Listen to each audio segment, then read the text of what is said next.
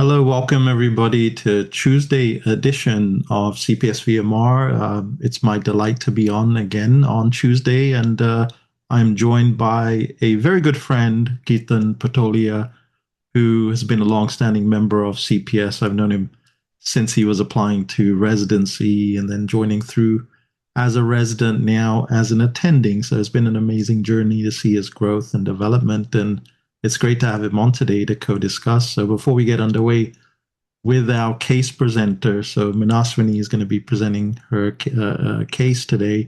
I'll have Kirtan unmute and introduce himself, and then Manaswini as well. Perfect. Thank you, Dr. Singh, for the introduction. And I was just thinking, the same thing that I have known you for so long. And usually what happens is that when you become a resident and then you become an attending, usually like someone will tell me that, why are you still calling them Dr. Singh? Why not just call them by first name Ravi, right? But that's how it happens that since you have been under them and you have learned from them so much that I still call everyone like doctor, even if like now I am an attending as well, because you always feel that you learn from them, right? So I'm excited to be here. It's the Christmas week. We are always in the festive spirit, and I'm sure we are going to learn a lot. Last time Manaswini presented a case, she stumped us, we didn't get it. So, but we learned a lot from that VMR. So I hope that today also we will learn a lot. How are things going with you, Manaswini? Hello everyone, good morning, good afternoon, good evening. I'm Manuswini. I'm really excited to be presenting a case today. My day has been going great. I was looking forward to this session and the other VMRs coming up. Yeah, so excited to be here and also looking forward to the discussion by Dr. Singh and Dr. Keetan. I think it's going to be amazing. And I think Lira is helping us with the scribing today. So Lira, how are things going there? How is residency going? Yeah, hi everyone. My name is Lyra, and yeah, everything's going good. Very excited for today's session. Okay. And Julia is helping us with the teaching points. Julia, how is your day going? Hi everyone, I'm Julia from Brazil. Everything is good. Christmas, we are almost Christmas, so yeah, I'm very excited for another Manaswini case. Awesome. Manaswini, we can get started. So I have named the case exam stress. And so here goes my first aliquot. A 22-year-old female who is an engineering student, a third-year engineering student, with bilateral ear discharge for 2 months. Very interesting. Oh, great place to stop, and a very interesting introduction of the case. Kirtan, you want to take a stab at it? Sure. So looks like that we have a young person presenting with subacute to chronic bilateral ear discharge. Whenever we hear the word ear discharge, the first thing which comes to our mind is that was it traumatic or atraumatic, right?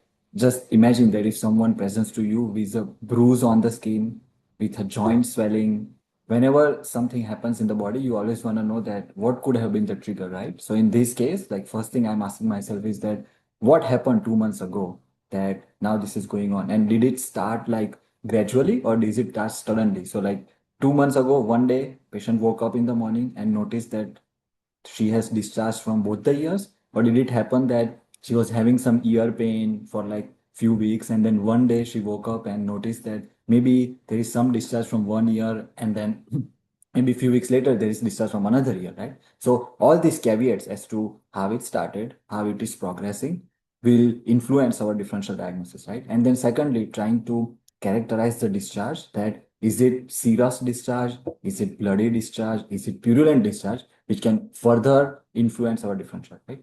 And then, as always, in medicine, we know that when you are looking for a symptom in one part of the body, you want to know what are the associated organs nearby doing. So, in this case, it's the ear problem. So, first, you want to get a thorough ROS for the ear system, right? That are they having any hearing loss? Do they have tinnitus or not?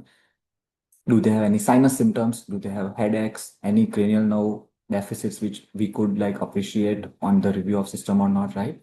And then you ask for the generalized review of systems, that do they have any constitutional symptoms, any fevers, chills? Do they have any past medical history which could guide us, that what if we came to know that this person has history of recurrent ear infections.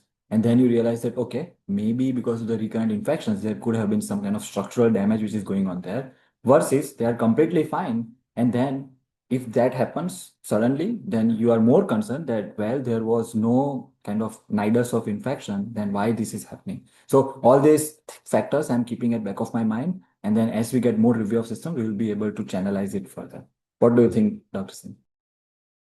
I think absolutely wonderful start. I think figuring out before even jumping into differential diagnosis, what are we dealing with here? It's very unusual. I always attribute, or I always compare this complaint to bilateral cellulitis. How often do we see bilateral infections? There's been a case of this before.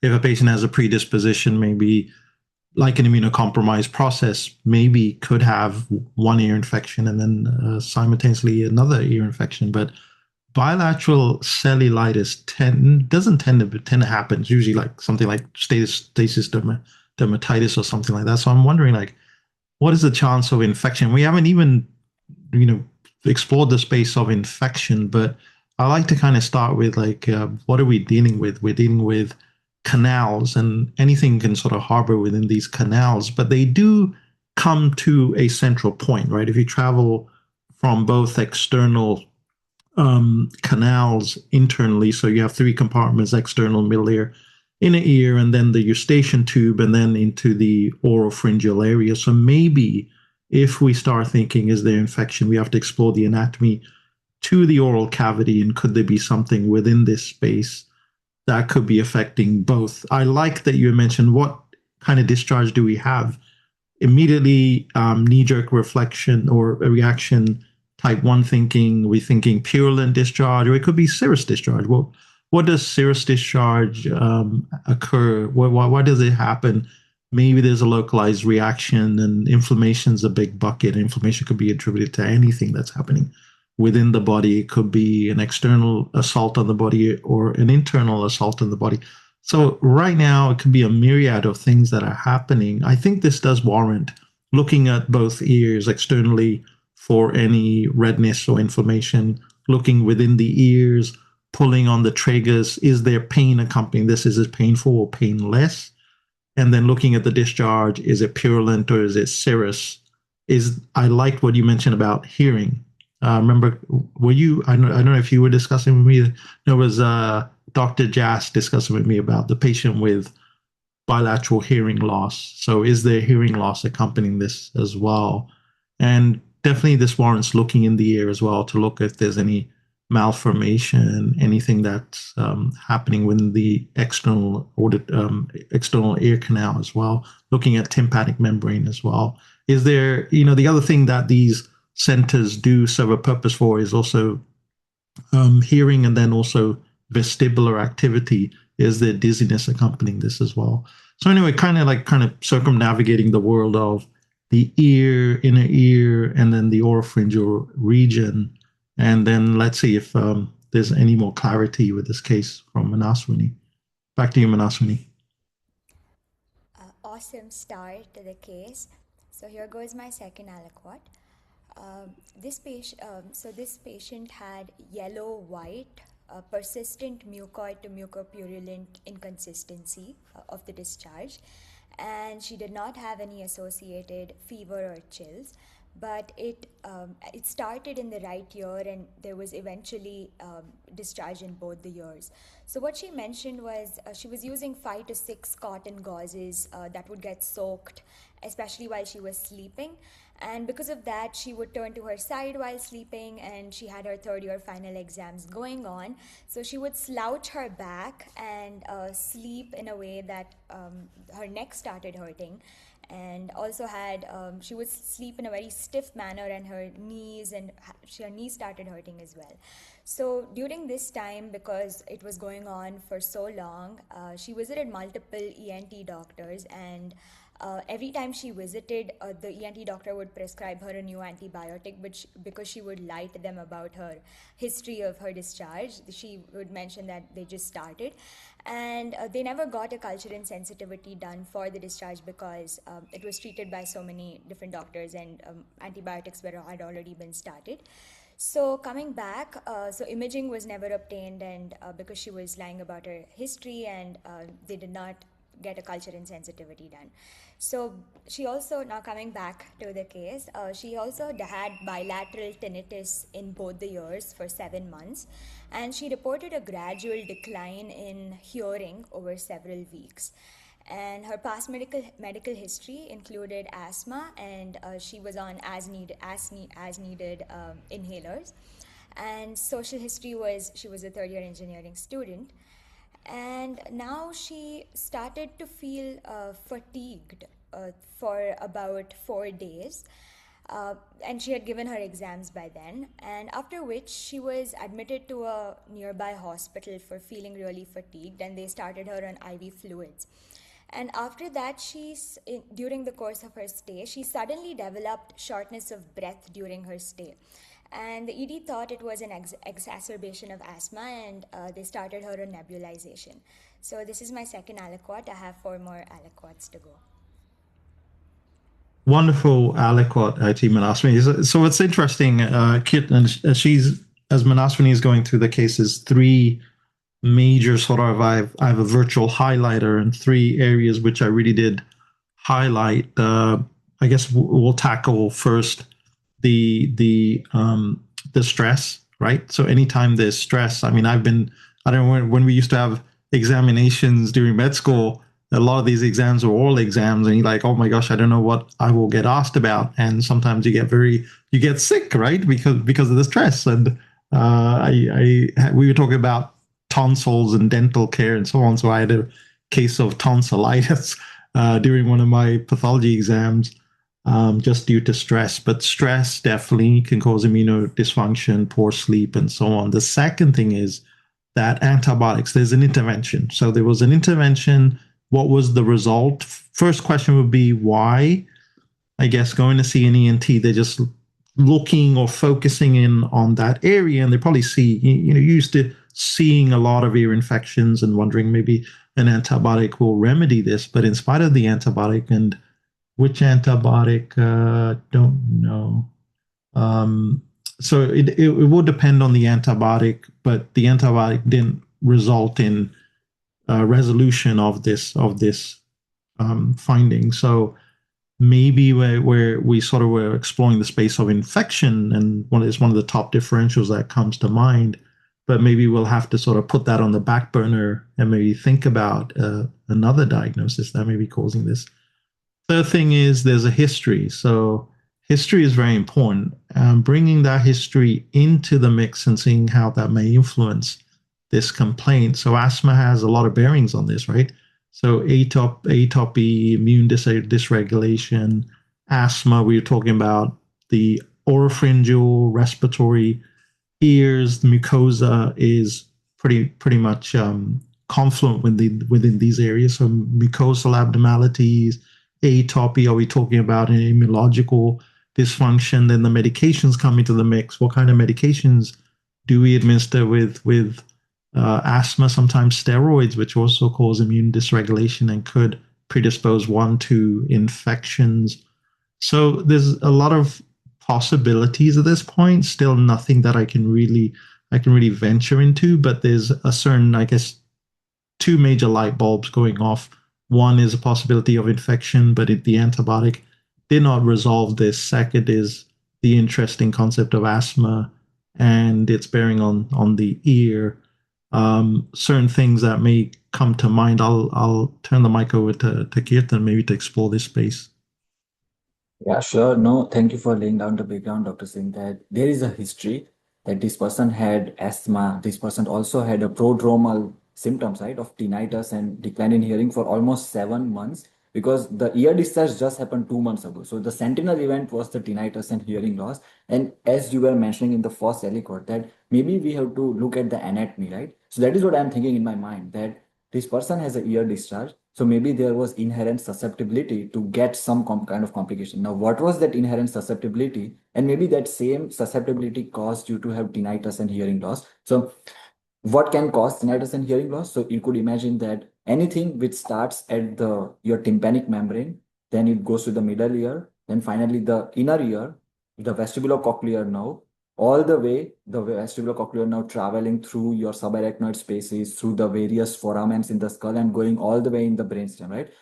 Any kind of pathology anywhere along this pathway can potentially cause tinnitus and hearing loss, right? And without getting further advanced imaging or testing, it's hard to say if this was like conductive hearing loss or sensory neural hearing loss, because getting that clarity itself can help you a lot that what kind of hearing loss is this, right? And similarly for tinnitus, we know that there are two major, I mean, there are multiple ways in which you can categorize tinnitus, but one big bucket is that either tinnitus is like neural in origin or is it vascular in origin? Because it is also possible that maybe there is a vascular anomaly in the bilateral ears, let's say aneurysms, let's say AV malformation, let's say something wrong with the jugular veins, let's say something wrong with the cavernous sinuses, right? So any kind of venous issues or arterial issues in that area can cause tinnitus, but usually they don't tend to cause hearing loss. So when you have hearing loss and tinnitus, your focus usually shifts more to the intrinsic, like neurological issues, which are supplying your both the ears, or maybe the tympanic membrane, or maybe the middle ear space, right? So I'm trying to figure out that why would a young person have bilateral issues which can cause hearing and tinnitus for so long, right? And then we come to what Dr. Singh was saying, that okay, maybe something was there which ended up causing the acute complication in both the ears. Maybe there is superimposed infection or the ongoing inflammation, which is contributing to this mucopurulent discharge, which is definitely concerning, right? And now, if we move to the third step, maybe we will tackle what can cause mucopurulent discharge and everything once we get more data. But I'm also now more concerned that what is in front of me. In front of me, I'm seeing a young patient who is suddenly becoming short of breath. So whenever a young person becomes short of breath, you could imagine that their pulmonary reserve is so high that they should not become short of breath. So if they become short of breath, something is really, really wrong, right? So again, layering on to what Dr. Singh said, right, that you can have head and neck infections, which can cause various kind of pyogenic complications, right? So just imagine that if you have sore throat, how can your sore throat get really, really bad? You can get maybe localized peritonsillar abscess. Maybe you can get retropharyngeal abscess. Maybe you can get parapharyngeal abscess. Maybe you can get so much inflammation in the head and neck structures that you affect your veins as well. So you can have, like, let's say jugular vein thrombophlebitis. And then we know that jugular vein goes all the way to your heart, right side of the heart, and then it all the way goes to the lungs. So like a classic description which we learn in med school is how someone can get Fusobacterium infection from the head and neck region, which makes its way through the internal jugular vein into the heart, into the lungs, causes all this septic emboli, and then you are suddenly short of breath, right? Or any embolic phenomenon, so as to speak, not necessarily septic, it can be non-septic embolism as well. So I'm trying to think that this person clearly is not responding to antibiotics, has stuff going on for so long, she is at the higher risk of developing any kind of possible complications, right, which could stem from inflammation in head and neck region. And then how to tie the thorax to the head and neck region, that is the exercise we have to do. So ways in which it can happen is you can have direct spread, so like direct retropharyngeal abscess causing mediastinitis, or spread through the vasculature or lymphatics, which is kind of like this Fusobacterium infection kind of pathophysiology, right? And then finally, once the heart gets involved, especially the right side of the heart, things can get even more and more weird, right? So that is what I'm thinking. And maybe I can pass the mic back to Dr. Singh to tell us more about what he thinks of this. Absolutely wonderful. Yeah, wonderful discussion there, Kirtan. I think now employing hypothesis-directed physical examination, right, what we call HDPE, very important. We always try and sort of run to CT. CT will be very helpful. I think this case does warrant a CT, but I think I'm really interested in the exam. And the exam likely will focus, like you mentioned, like head, neck, look, check the sinuses, nasal cavity, ears, pull the tragus, look in the ears, look in the oropharyngeal area, feel for the neck, the tonsils, the neck itself, any organomegaly, any lymphadenopathy, thyromegaly, and then also listen to the lungs, right? So there's shortness of breath. What exactly can you hear in the lungs? Is it silent lung sounds, or I guess no abnormal lung sounds opens up the possibility for certain conditions. PE is one of them as well. And then if you have wheezing, maybe this is a flare-up of the underlying asthma. If there's rales, rhonchi, maybe there's an infection somewhere. Maybe there's an abscess. If there's dullness, maybe there's empyema brewing or pleural effusion. So it opens up the door of possibilities. But I think the exam, and then that will warrant whatever testing, whatever area where we find abnormalities. Let's turn the mic over to Manaswini for the examination, plus vital signs. That would be very helpful. Awesome, wonderful discussion. So now coming to the third aliquot. So her shortness of breath did not improve on nebulization, and she started to feel so short of breath that even after taking 2 steps, she couldn't walk further, and this was constantly present for about 5 hours. And at this time, her examination showed vitals of her. She was afebrile and 115 beats per minute. 28 cycles per minute respiratory rate, and 118 by 72 normotensive blood pressure. And she was coming to the saturation. She was saturating at 86% on the right arm, and which eventually became 95% on 8 liters of high flow nasal cannula. And we got an x-ray done. I'm presenting this a bit atypically. So we got an x-ray done, and it showed 60%, it showed patchy areas of consolidation involving all the lung lobes bilaterally. After which we changed her from high flow nasal cannula to non-invasive ventilation, and was on 60% of FiO2 for a bit. And coming to her exam, she was conscious, alert, oriented, but she was acutely ill and in respiratory distress. She was unable to speak in full sentences. Coming to her HENT exam, her external auditory canals were inflamed and there was discharge, but the tympanic membrane was not clearly visualized. The nose and mouth were normal. The pharynx was normal. The neck was supple. There was no masses or bruit. Thyroid was normal. And at that time, around that time, she was able to pull out crusts from her nostrils, and they were a bit blood tinged, and there was no lymphadenopathy. Cardiovascular exam was normal. Pulmonary exam, there was decreased breath sounds heard bilaterally, and there were fine expiratory creps heard in multiple areas, more in inframammary, subscapular, and infraaxillary areas. And the other exams were normal, neuro, mental status normal, and there was no rash, purpura, or ulcers seen, no deformities, no edema, and the abdomen was soft, no distension, no organomegaly. And that's my, and no family history as well, no allergies. That's my fourth aliquot. Looking forward to the discussion. Right. Thank you so much, Manaswini. Like very well, thorough, rounded review of systems and examinations. Thank you for giving us the data in a way that we could make like most progress. So looks like that we have a young lady who has been dealing with chronic ear problems, including hearing loss and tinnitus, which subsequently got complicated by bilateral mucopurulent discharge.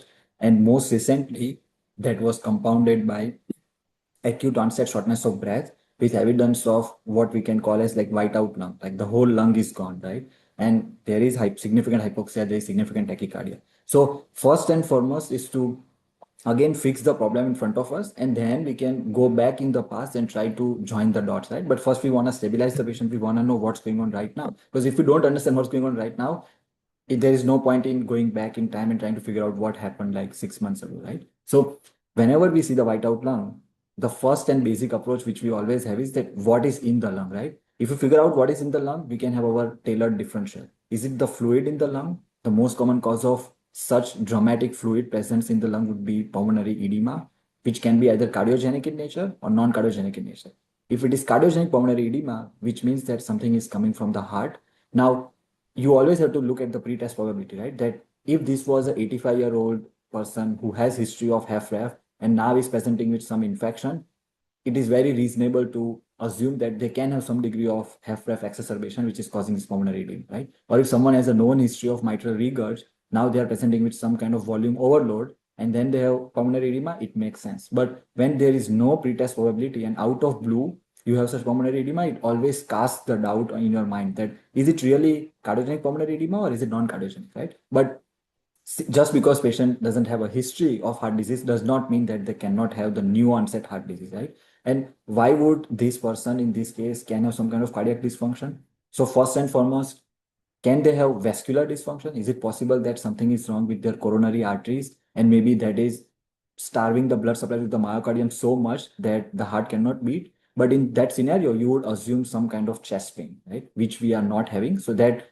kind of brings it lower on our differential. Then you start thinking about the wall of the myocardium itself. That is it possible that maybe there is some kind of myocardial systolic dysfunction of acute onset? Why would that happen? You can have, let's say, myocarditis from this inflammatory syndrome which we are dealing with, or maybe because of so much stress, maybe they have like stress cardiomyopathy, so-called like Takotsubo's variant, right? Is it possible that that happens suddenly? But again, even in myocarditis and Takotsubo, you do expect some kind of chest pain. So the fact that we don't have that again puts it lower on the difference. Then you think about the endocardium. Is it possible that something is wrong with the endocardium? We were thinking that this person might have some endovascular infection going on, which could have affected the valves, and maybe one of the valves just like flicked off. Like if there is like severe regurgitation, maybe that's why there is pulmonary edema. So that hypothesis is still a plausibility, because infection causing valvular dysfunction, causing acute pulmonary edema in someone who has inflammatory syndrome makes sense. And if we get like blood cultures down the line, and if all of them are positive for an organism, then our suspicion would go even high. So that is one possibility.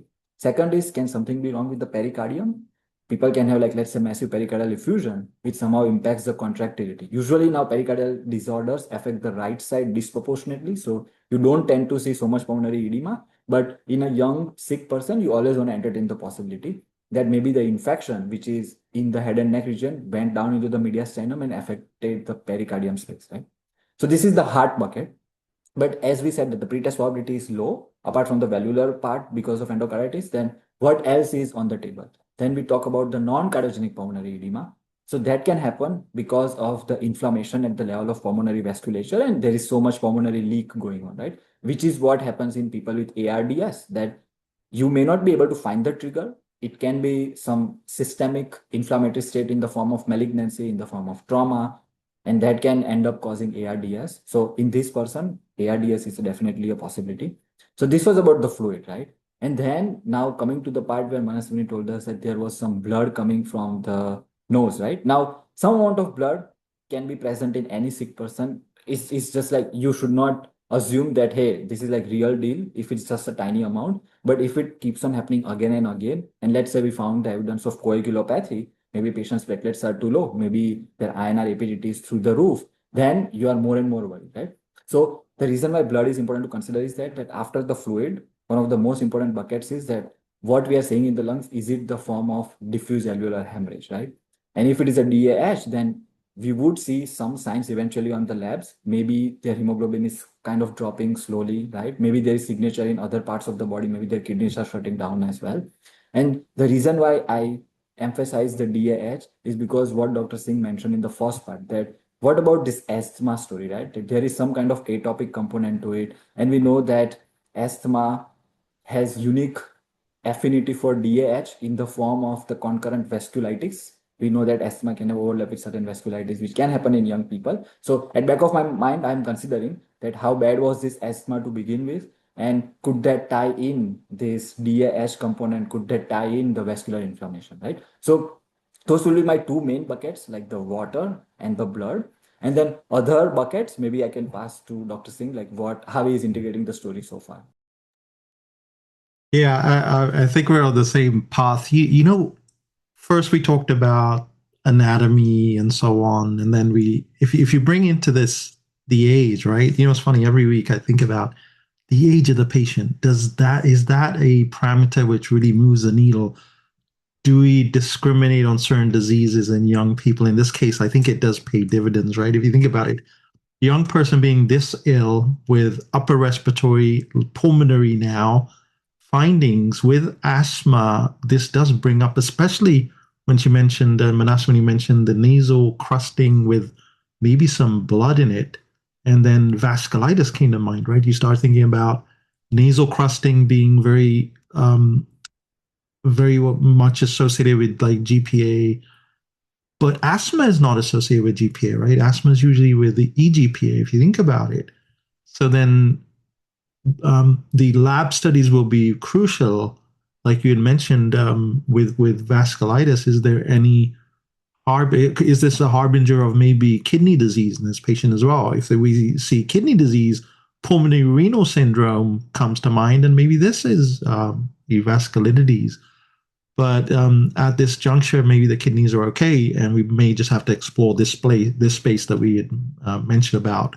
I like the thought, infections. I've had many times, a lot of the pulmonary infections do drop down from the upper respiratory tract. If you think about it, this label of aspiration pneumonia, I mean, you aspirate everything into the lung pretty much, and that's what causes a lot of the pneumonias. Aspiration is only when you have a witness vomiting episode and you can't protect your airway, such as a neurological insult to the body.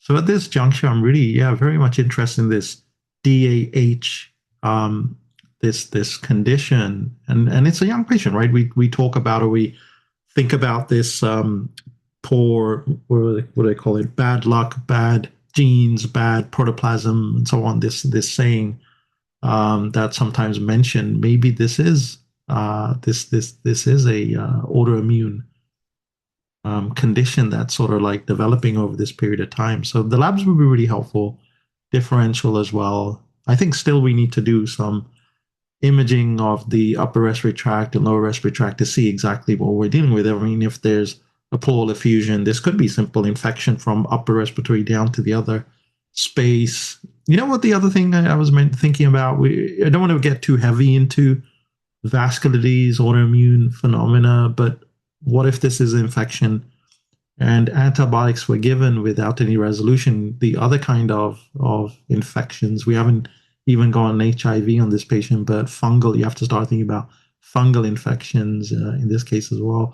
But I think the imaging will be really crucial, as well as looking at the CBC. Anything else, Kirtan, before we send the mic back to Maniswini? No, all good, Dr. Singh. I agree with you that we need more clarity on like what is going on in the head and neck region, like what kind of destruction are we talking about and why it didn't respond to antibiotics. So as you said, that was it the wrong bug or was it just non-infectious to begin with, right? So once we get that clarity, we can clarify our differentials more. Awesome. So here comes the next aliquot. So the labs, first hemoglobin was 8.3. So the patient was eventually transfused 1 pint of blood. And NCV 84, WBC 8.9, platelet 453,000, and lymphocytes were and neutrophil was normal. ESR was 58, CRP 4.64, and the RFT was normal.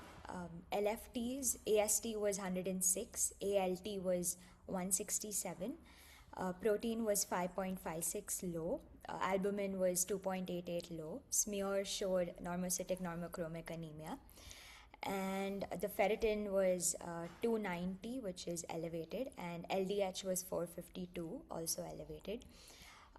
We had, now coming to what we did right after the exam, ABG showed respiratory alkalosis, and echo was normal. It showed 65 ejection fraction, no regional wall motion abnormalities. POCUS showed thick B lines, and a lung sign, a slurred sign was positive, and bilateral minimal pleural effusion was seen of the lung. And then we also did, on NCCT, it showed pansinusitis and fluid signal on bilateral middle ear, which was otomastoiditis. And this is my fourth aliquot. Would like your thoughts before we proceed ahead. So starting with the X-ray there, thank you, Manaswini, for all the important data. So there's patchy areas of consolidations. Patchy areas could mainly be anything, like Kirtan mentioned. It could be patchy fluid, it could be patchy purulence, it could be patchy fibrosis. So at this point, I think a CT will be helpful in trying to shed more light on what exactly this is. What's interesting, you gave us the POCUS, and you mentioned there's a little bit of effusion there. So usually effusion, you will take the probe and sort of survey the mid-axillary line on either side and look above either the spleen or the liver on either side and look for an anechoic signal in the where the lung should be. So that would indicate there's a pleural effusion there. A slurred sign is that I think that designates there's inflammation there.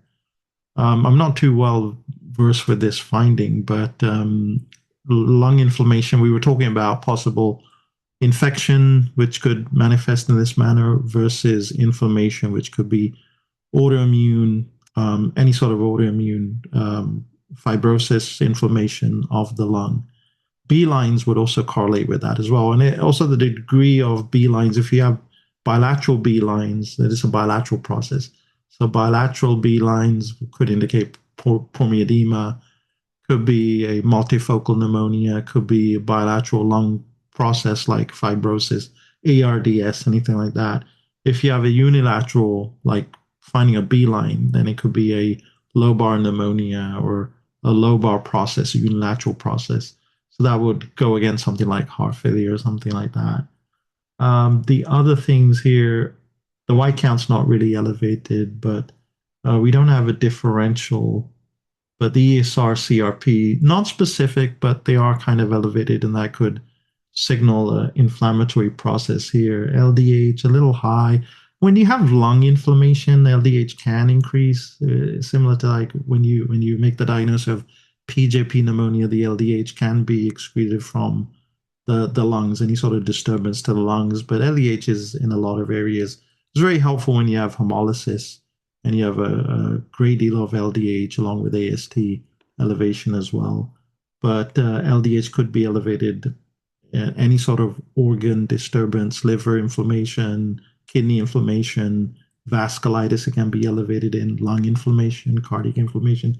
So LDH really doesn't help us here. When you pair it with something like AST, it could indicate hemolysis, but here, both AST, ALT, there's a little bit of inflammation. So some of the LDH could be coming from there.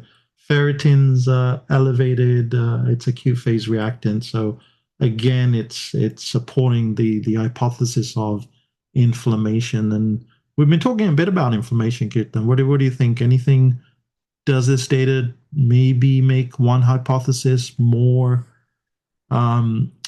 competitive versus the other ones? So no, like I think I agree with you, Dr. Singh, the way you laid it out, that maybe we were thinking that there is an inflammatory process which is affecting the upper airways, like the upper respiratory tract, as well as the head and neck region. And there are not many entities which would do both of them over such a long period of time, right? And before we dig deep into the differential, like first things first, right? That whenever someone has such massive infiltrates in the lungs, they are sick, they are not looking good, you want to make sure you are not missing any superimposed infection, because many times what happens that maybe you are dealing with two process, right? That maybe there is underlying, let's say, vasculitis, but what you are seeing right now is probably not a component of vasculitis. Maybe it is an infection which you probably miss, right? So if we want to do a thorough like microbiologic workup, including like HIV, syphilis, getting the blood cultures, getting the sputum cultures if patient is producing sputum, and then take a look at the ear as well, right? Like all the discharge which you are seeing, maybe culture that as well if something comes out of it. And always head and neck region, what happens is that since there is some degree of anaerobic growth in head and neck region because of the way the flora works there, and probably the air doesn't reach there in adequate amounts, that you can have certain unique gram-negative anaerobic infections which can be festering in your lungs for so long, and you would miss it on the standard blood culture. So down the line, getting a BAL to rule out all these weird infections as well as possible DAH makes sense, right? Second thing I would like to mention is that often sinuses are a good spot for fungi to take a place, right? So all the molds which we think about, like aspergillosis, mucormycosis, fusarium, although we think that they are more common in immunocompromised people on steroids or on some chemotherapeutic regimens, oftentimes in real clinical practice, I have seen that so many people, even when they do not have such underlying immunosuppression, just based on the anatomical issues and chronic inflammation, that you end up getting aspergillus infections, you end up getting mucormycosis, right? So I want to make sure that we don't miss any of the indolent fungal infections as the possibility in this syndrome as well. Once we move beyond the infections and then we try to take clarity of what has been going on, then we make more progress, right? So first point which I wanted to mention was that we were thinking this person has asthma. We were thinking that maybe they have like head and neck symptoms. Maybe it is EGPA, right? Now, we didn't say eosinophilia. Now, eosinophilia is not necessarily always seen. It depends at which phase you are catching it, right? But another important caveat is that, are we sure this person has asthma, right? Because asthma is one of those labels which people are carrying. What if this person actually never had asthma? All they had was some shortness of breath. And we know that GPA is known to affect your trachea. So GPA can cause like tracheobronchitis itself, and that can cause non-reversible stricturing of the trachea, and which can cause some degree of shortness of breath, and which might have been construed as asthma by someone else, right? So it is still possibility that rather than labeling this as the lady with asthma, maybe we should label that a young lady with some respiratory symptoms and now presenting with all of this. Then we will not fall into trap of labeling this as EGPA, but we will stay broad and we will say that symptomatically speaking, this is most consistent with GPA, because amongst GPA, MPA, EGPA, the otomastoiditis and sinusitis is perhaps the most common and most severe in GPA. MPA tends to affect the lungs more in the form of ILD and is usually very silent, and MPA affects kidneys a lot more compared to GPA and EGPA, and EGPA tends to affect the peripheral nerves and heart the most. So EGPA myocarditis and EGPA mononeuritis multiplex is way more common, right? So like all these three ANCAs have their own nuances and they do overlap. There is not like a clear distinction. Even on serology, you cannot distinguish them completely. But the prominent head and neck inflammation like otomastoiditis is most classic for GPA. And then talking about the LDH, so like as Dr. Singh said, it's really non-specific, but oftentimes what happens that if you indeed have DAH, then LDH tends to be a little bit on the higher side, because you could imagine all those red blood cells which are accumulating in your alveoli, they will have turnover, right? Like those RBCs, like your macrophages are trying to kill them, clear them from the body. And once they are getting killed, you will release some degree of LDH, right? So that makes sense why this person might have high LDH. The AST-ALT part is one of those things which is like hard to, like, now someone can have mild degree of liver inflammation from like just being sick, but that is one of those aspects of this case which I would focus more on. Make sure that we get the ultrasound of the liver, we get like the basic hepatitis workup, we get the CK levels, make sure it is not coming from like other tissues outside the liver. And again, like as I said, RBC turnover can cause some degree of AST-ALT rise as well, and I have seen people with DAH presenting with like some degree of AST-ALT, but we will have to see the trend. Like if this ACLD keeps on going up, then probably you would not attribute it just to the RBC turnover, but maybe to something else in the liver or muscles, right? So we need to explore that space as well. But I think the most diagnostic progress that we can make at this point in time is to get a BAL, because you can send so many serological testing, but they won't be sensitive or specific enough. Like so many ANCAs are seronegative. Like how can you prove it's ANCA unless you get the DAH, right? So I think we will need BAL, and we will need to send all the infectious studies which Dr. Singh was saying initially, like look for the fungal infections, look for the mycobacterial infections, standard bacterial organisms. And final point I would make is that what Dr. Singh said is that, can this person have pulmonary renal syndrome, right? Now we heard that patients creatinine and BUN was fine, but very important to understand, not to fall into this trap that most glomerulonephritis in general, we are not talking about RPGN, which is rapidly progressive GN, but in general, the GN do not present with overt AKI. In fact, that's why GN gets missed so often. And that's why we often talk about on CP servers to get UA and interpret the RBCs and WBCs very closely, right? Because so many people can have normal functioning for like 1 or 2 months before they develop actually AKI. So in this person, getting a like very nice clean catch urine sediment will be very crucial, because if we find RBCs, then it's like very subtle and crucial clue that maybe we are dealing with vasculitis, right? So that's how approach would be. What do you think, Dr. Singh? Absolutely wonderful. I really like you explored the landscape of this. Yeah, I want to go back to, remember I talked about what is common to these areas. If we travel from the upper respiratory tract down to the lungs itself, pretty much the mucosal system is confluent, right? It shares, it journeys from the sinuses, the airway, the ears, upper airway down to the mucosa. The mucosa is pretty much running the whole length and breadth of the upper respiratory tract and lower respiratory tract. So if you have an inflammatory process, whatever it is affecting in the upper respiratory tract system, it's going to manifest in the lower respiratory tract system. It shares the same mucosal epithelium, the same sort of filtering process. They're exposed to the same sort of antigens. If you think about it, And one mechanism for vasculitis, autoimmunity, is external influence of various stimuli that could be coming. Some of this could be an inside job, some of this could be an outside job with asthma in the mix. Yeah, I think you brought up a very interesting conversation about, or question about, asthma. Many times on CP solvers, we've had cases where somebody comes with some wheezing and they're given an inhaler and give a presumptive diagnosis of asthma. And it happens, unfortunately, in the outpatient clinics. And then PFTs aren't done on these patients to determine, or a provocative test isn't done, like a methacholine challenge, to determine if they have asthma. But if we do consider this a real diagnosis, I think, yeah, eosinophils are very cytotoxic and can create a lot of damage in the epithelium if you think about it. And EGPA, yeah, for me, it's interesting. EGPA, yeah, with this crusting, the ears. It's funny, it's like a very small difference between both of them with GPA and EGPA here. You're right that you won't always see the eosinophils, but I'm very interested with asthma. EGPA we always correlate with. We'll see where this journey takes us.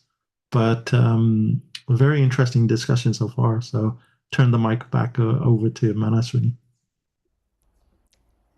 Fascinating discussion. So, answering the investigations that you wanted. So, HIV, syphilis, TB negative. There was no growth on blood culture. And the thing is, we started the patient on voriconazole and not get the tests done before. This was something that was done. And CK was normal, and the LFTs were trending back to be normal. And the hepatitis panel was negative as well.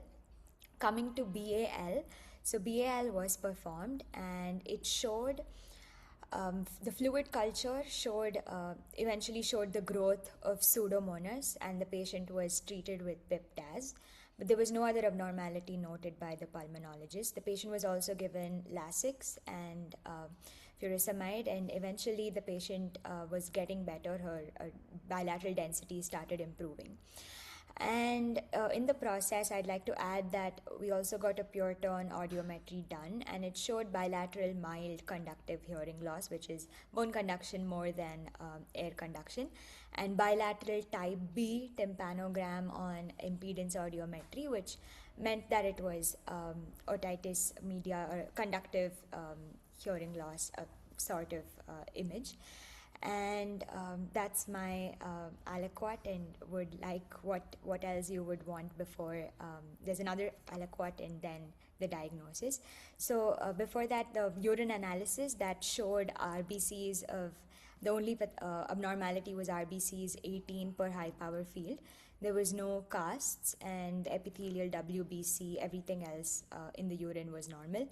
But also there was no pathogen on urine culture insensitivity. Another aliquot, and then we'd reveal the diagnosis. Perfect. Very interesting. Yeah. Yes. I don't know if it's your turn or my turn. I forgot. You can go first, Artisan. It's fine. I was gonna say this. With the first aliquot, the system one thinking would be, oh, this is a Pseudomonas. Why? What would be the predisposition? Maybe steroid use, diabetes, maybe one of those. Pseudomonas otitis. We do see. I guess we do see more in the examinations. The MKSAP step 1 and step 2. And so on. But I was like, no, this probably is not a Pseudomonas infection. But this is interesting. Maybe there's 2 layers to this case. This Pseudomonas could be a red herring, and there's actually something else manifesting. And the UA is very interesting here. Manaswini has mentioned. Maybe this is we still have this background. Maybe the foreground there is this Pseudomonas, which is maybe false positive. Maybe there is infection there. You may have to go ahead and treat it, especially if you do a BAL. Yeah, the Pip/Tazo can cover. It is broad spectrum. Maybe cefepime could be used. A mono, what do you call it?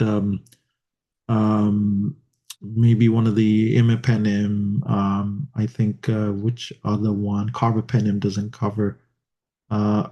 ertapenem doesn't cover Pseudomonas, but the other carbapenems, they're also very broad spectrum.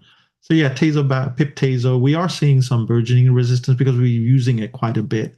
So the other two are Avicaz or Bexa, which are other beta-lactam, beta-lactamase inhibitors, which you can use. So by treating that, I would kind of stand back and see, does that resolve the symptoms or not? Otherwise, there's another competing process, which is probably this inflammation we talked about, and maybe vasculitis. And then the UA does make it very interesting and does bring this back into consideration. And the audiometry shows conductive hearing loss, so the sensory neural hearing loss that we talked about, not likely the cause conductive because of what's going on in the external auditory canal. I'll turn the mic over to Kirtan to explore this new data. Yeah, Dr. Singh, like often, always in medicine, right? Whenever we get a new data, we have to ask ourselves that, is this enough explanation for everything else? Am I satisfied or should we look for something more, right? So the same story that we don't have a clear predisposition in the form of diabetes or steroids, which can cause pseudomonas. We know that pseudomonas is classically known to cause like malignant otitis externa in the setting of diabetes, but that is otitis externa, right? That is not otitis media, that is not sinusitis, right? And even if someone had such profound otomastoiditis and sinusitis, then the question becomes from what, right? That do they just have atopy, which is this bad that it ended up causing pseudomonas? Because atopy alone may not have such power to cause predisposition to have pseudomonas, right? And there are other infections or like other immunodeficiencies. Like if you think about it, like people can have chronic granulomatous disease, people can have like cystic fibrosis, people can have CVID, all of these infections like ciliary dyskinesia, which can affect your sinuses. But this person doesn't have a history of recurrent infection as such, right? They just have a chronic monophasic course going on. So the question becomes that, is there underlying immunodeficiency? Doesn't seem like it from the clinical presentation, but if the suspicion is high, you can always like check immunoglobulin levels. You can do the sweat testing for cystic fibrosis, right? You can do more advanced testing for ciliary dyskinesia, but we are not getting that flavor, right? The second big thing becomes that, like what Dr. Singh said very early on, that anatomically speaking, both of them goes into your oral cavity. Is there something wrong with the eustachian tube itself? Is there a mass there in the head and neck region which is causing compression? And that is how there is this superimposed infection of pseudomonas, right? But we haven't heard about any imaging of the head and neck region, and doesn't seem like it, because if that was the case, maybe we would have obtained it very early on and Manaswini would have given it to us, right? So then the question becomes that, where is this otomastoiditis coming from, right? And maybe in the lungs, it's pseudomonas, as we said the first part, right? That maybe there are two processes. You don't want to miss the infection. You want to rule out every possible infection, right? Maybe this was just ARDS from pseudomonas. But if we try to link the UA, now again, UA, they said that there were no casts. Now it all depends on the sensitivity, right? That like how good you are looking at the casts. Maybe you need a serial UAs and multiple cast analysis to make more progress. Is this just a red herring? The red urine itself is a red herring, right? That maybe it was just random urine which you got, which had some blood, right? Maybe it is not linked at all. So I'm also grappling with what you are doing, Dr. Singh, that like Pseudomonas is the real culprit or not? If it is the real culprit, why it happened in this person? What is the inherent susceptibility? And how we will link this nasal crusting? Because we haven't heard that BAL was consistent with DAH. So does that mean that BAL was just consistent with ARDS, like just inflammation from the Pseudomonas itself, and there was no DAH to begin with? Then where did that nasal crusting come from, right? So that is also a tricky part. And although Manaswini told us that other testing is negative, but we should still wait for other infection as well. Like maybe TB will grow in the BAL, and maybe TB was there in the sinus as well, right? Maybe they gave voriconazole. Like we were saying that, can this person have aspergillus mucormycosis as well? So did it eventually grow or not? So I'm thinking of all these possibilities, but in my mind, the biggest question is the hearing loss, which happened like 7 months ago. That why did this person have hearing loss? That was not from Pseudomonas. We know that, right? So we don't have the answer to that question. So that's why it's a little bit hazy. Yeah. Okay, back to you, Manaswini. Very interesting case so far. Great thoughts. Loving the discussion. So I would like to share the next aliquot. We did a CT of the chest that I will share my screen. So it did show some what it showed was we have cavitation, and it showed multiple nodular opacities with intermittent central necrosis, and there was surrounding consolidation as well. This was HRCT, and there was some ground glass opacity on the bilateral lungs, invading all the segments. And this was the CCT again, where there was central necrosis surrounded by consolidation, and there was cavitation as well. And the urine was consistent with RBCs, but there was no cast. I just wanted to mention that as well. Would like to know what further testing you would want, or what your thoughts are before I reveal the diagnosis. Perfect. So Manuswini, this is the best place to stop. So like as we were discussing first, right, that infection, you don't want to miss the infection. So wait for the AFB cultures, wait for the endemic mycosis like histoblasto-coccidiosis, right? But if you just focus on the sinus and the cavitary lung lesion, and I mean, I cannot see clearly, but some of these lesions can be described as like the halo kind of lesions, which means that there is like central nodule, but then surrounding there is this GGOs, which is the classic description of what is known as the angio invasion and infarction of the lung parenchyma. That is why you have the GGOs, right? So when you talk about the angio-invasive infections, in general, TB would not cause the halo sign. It's not the classic description. The halo sign is more classically seen with the angio-invasive fungi like aspergillosis, mucormycosis, right? So that possibility still exists, and we have to entertain that. We were saying that regardless of what caused the sinus issues, you can have aspergillus growing in there. So we will wait for the aspergillus PCR from the BAL and the cultures to grow. The second important point, that what else this could be if it is not infection. What are the differential diagnoses of non-infectious cavitary lung lesions? Then the list is in a way kind of narrow. That first one is sarcoidosis, but sarcoidosis doesn't tend to cause so much sinus symptoms. Second is encapsulitis. Encapsulitis are very well described, known to cause such lesions like halo lesions, cavitary lung lesions. And so far we have talked about ENCA a lot, right? So ENCA is possibility. There are other rare disorders like there's like NKT cell lymphomas, lymphomatoid granulomatosis, which can cause these findings, but we are not getting the flavor of it. We don't have all the right constituents for those disorders. So my top priority would be first rule out the angio-invasive fungal infections, any other bacteria which might be lingering around. Once you rule that out, then I think getting the ENCA serologies will be most helpful. And in case ENCA serologies are negative, then also given the high pretest probability, we should pursue the tissue sampling like histopathology of the lungs, which will show us the necrotizing granulomatous inflammation with or without eosinophils, which can guide us what kind of ENCA it is. So that would be my thought process. What do you think, doctors?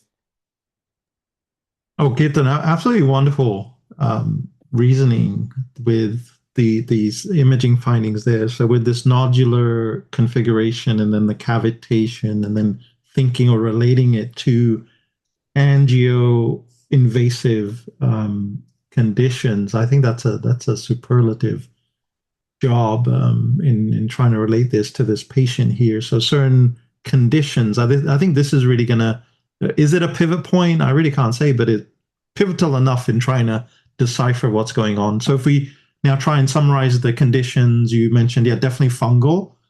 There's infection likely that can travel through the blood vessels in this manner and cause a condition like this. And then autoimmune and the vasculitis. Now, what's interesting, GPA can cause or can cause nodular sort of masses within or nodules, bilateral symmetrical nodules in the lung. But I think GPA has a tendency to cause cavitation, which eGPA doesn't. So when you try and put together eGPA, you have asthma, you have the upper respiratory, you have eosinophils, you have lung nodules. That could be GPA. But when you have central cavitation, that usually goes more in line with GPA. So yeah, I'm right there with you with thinking, is this aspergillosis? This is asthma, right? Asthma goes hand in hand with aspergillosis, and you can have various kind of conditions, APBPA, invasive aspergillosis. Maybe this is a case of invasive aspergillosis. I would definitely be interested in a galactomannan beta-glucan. Maybe we'll have to do a lung biopsy here. The BAL didn't really show other than just Pseudomonas, but I think we cannot neglect maybe vasculitis as well, causing this as well. Any other thoughts? I don't see any air fluid levels. This is not a Bosky sign. There's probably not septic emboli here. So we are dealing with likely infection versus an autoimmune condition. Perfect. I agree with you, Dr. Singh. Excited to hear what Manaswini has in store for. Perfect. So I want to mention that we did not see aspergillus in the cultures, and beta T glucan levels were normal as well. The galactomannan levels were normal.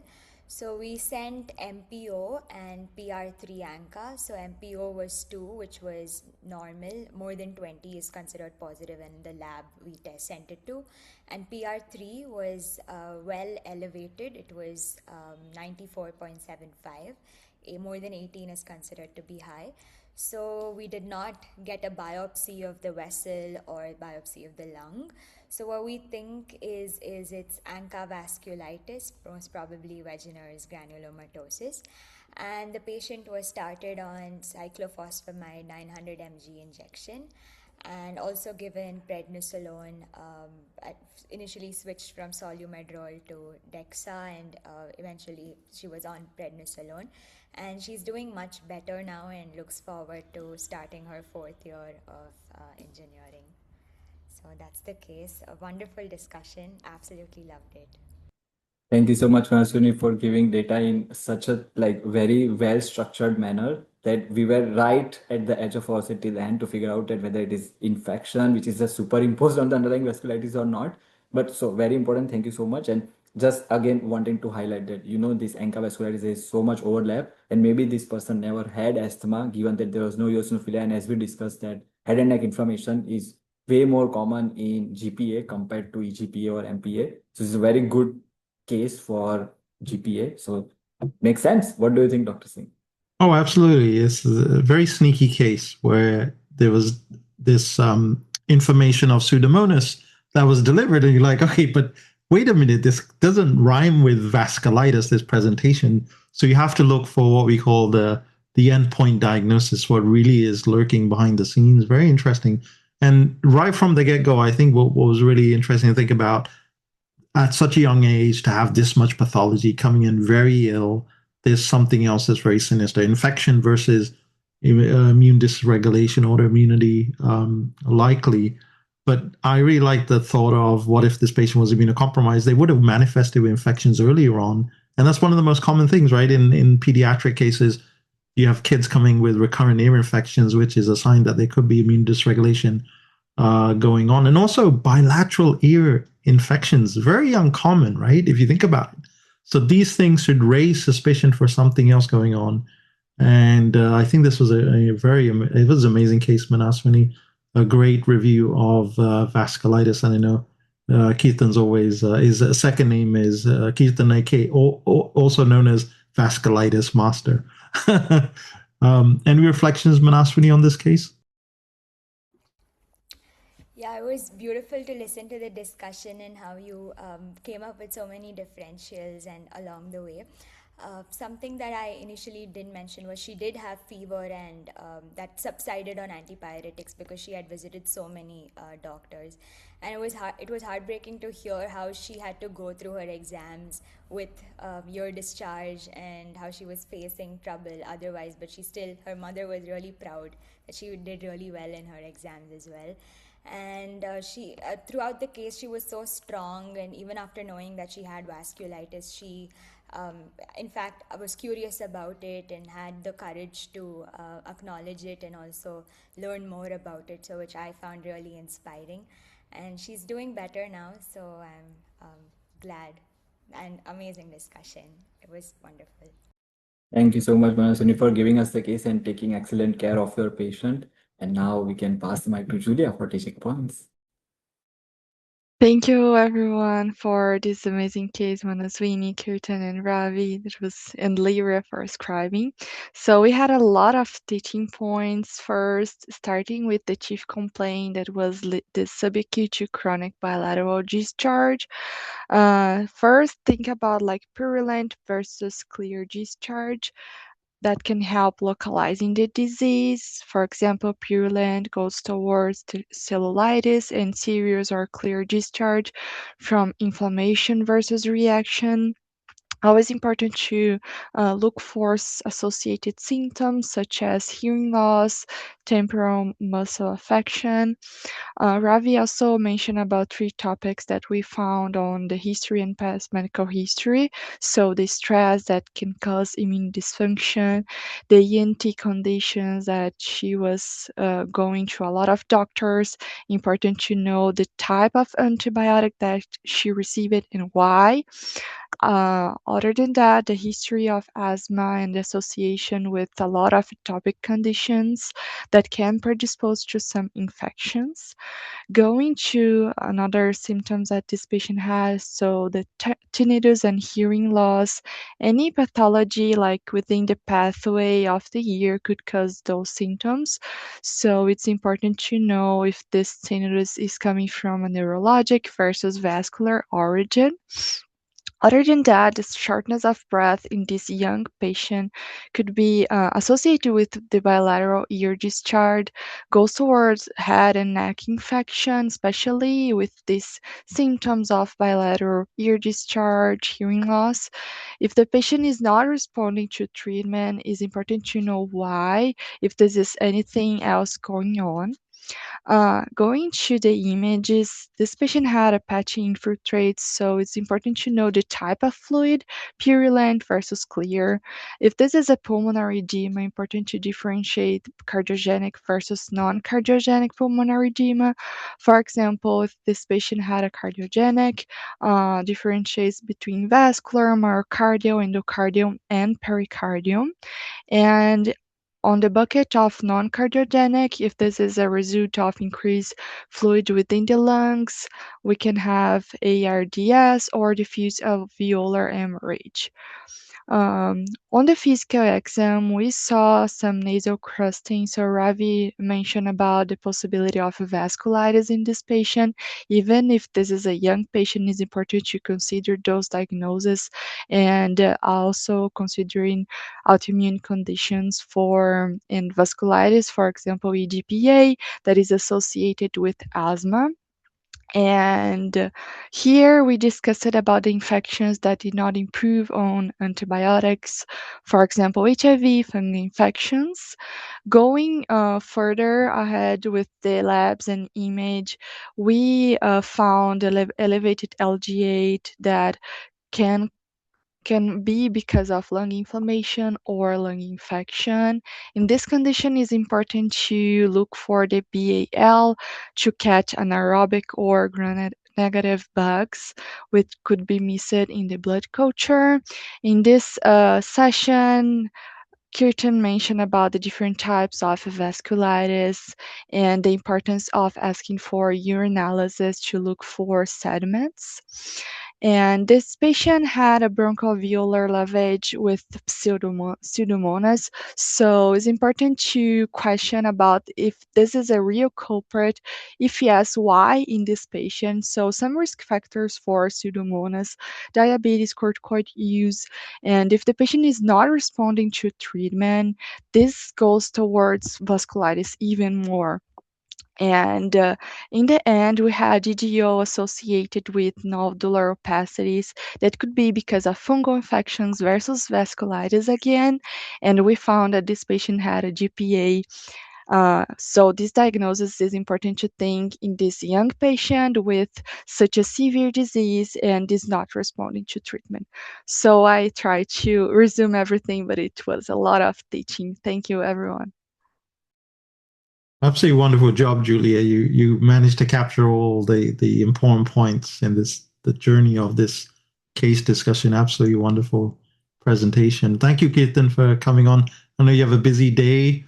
Thank you, everybody, for joining and learning along with us. And do come back 2 p.m. EST, right? 2 p.m. Kirtan. You will be presenting a case to Dr. Daliwal of UCSF. So do join us for that. That will be a treat.